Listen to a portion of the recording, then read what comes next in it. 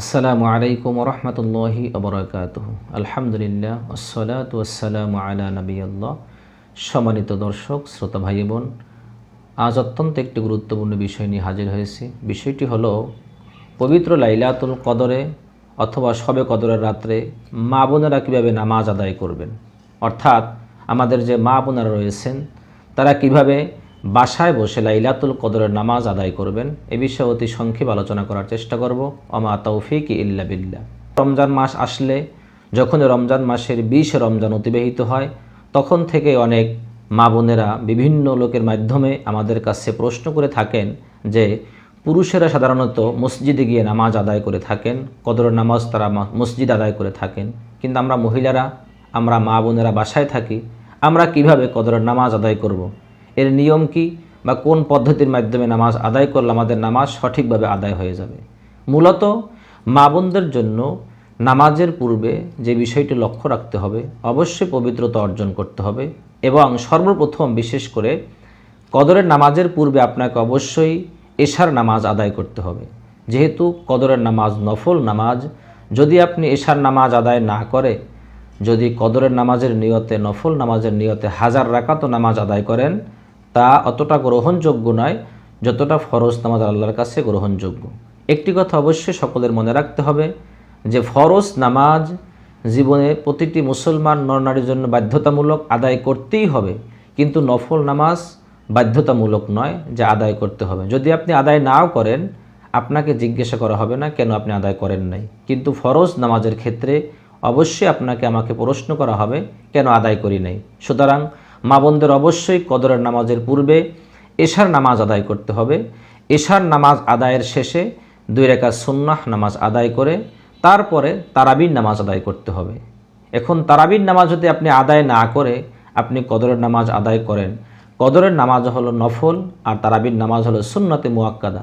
যদিও আপনি কদরের নামাজ আদায় করতে নাও পারেন, যদি ওই রাত্রে কদর হয়েও থাকে, তাহলে আপনি যে তারাবির নামাজ আদায় করলেন তাতেও অনেক নেকের অধিকারী হবেন। তবে অবশ্যই আপনি তারাবির নামাজ আদায় করে বিতরের নামাজের পূর্বে কদরের নামাজ আপনাকে আদায় করতে হবে।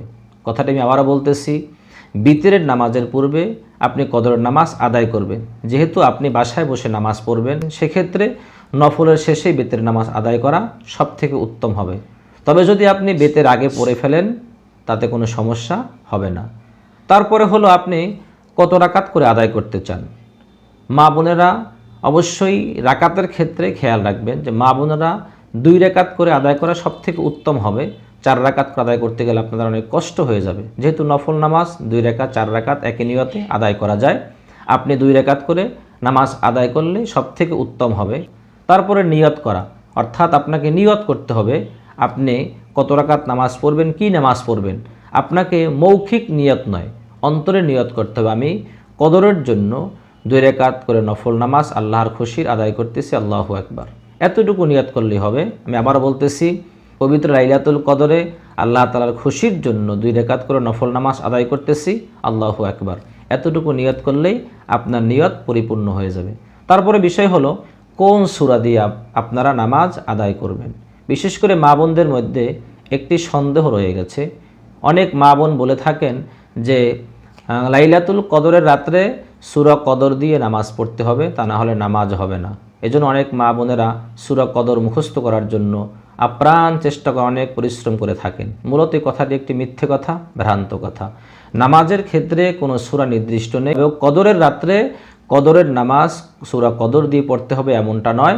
আপনি যে কোনো সূরা দিয়েই নামাজ পড়লে আপনার নামাজ আদায় হয়ে যাবে, তাতে কোনো আপনার নামাজের সমস্যা হবে না। যে সূরাগুলি আপনি সুন্দর করে তেলাওয়াত করতে পারেন, শুদ্ধ করে তেলাওয়াত করতে পারেন, সেই সূরাগুলি দিয়ে নামাজ পড়লে আপনার নামাজ সঠিকভাবে আদায় হয়ে যাবে।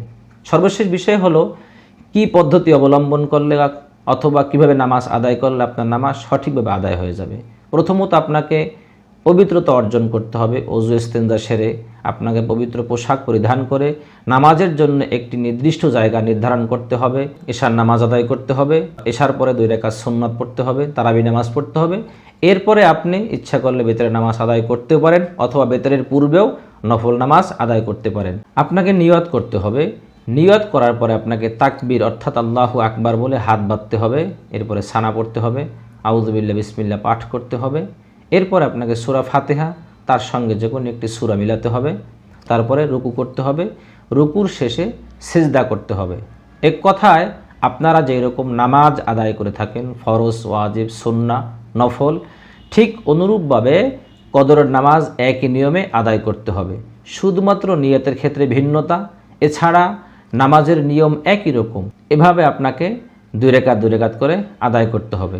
আপনারা যেরকম সুন্নাহ অথবা নফল নামাজ আদায় করে থাকেন 2 রাকাত করে, ঠিক অনুরূপভাবে আপনি কদরের নামাজ আদায় করলে আপনার কদরের নামাজও আদায় হয়ে যাবে। তবে একটি বিষয় অবশ্যই খেয়াল রাখতে হবে, যেন তাড়াহুড়া না হয়ে যায়। নামাজ পড়তে গিয়ে যেন খুব দ্রুত না হয়ে যায়, ধীর স্থিরতা অবলম্বন করতে হবে।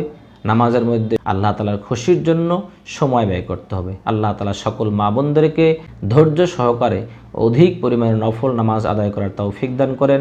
ওয়া মা তৌফিকি ইল্লা বিল্লাহ। আসসালামু আলাইকুম ওয়া রাহমাতুল্লাহি ওয়া বারাকাতুহু।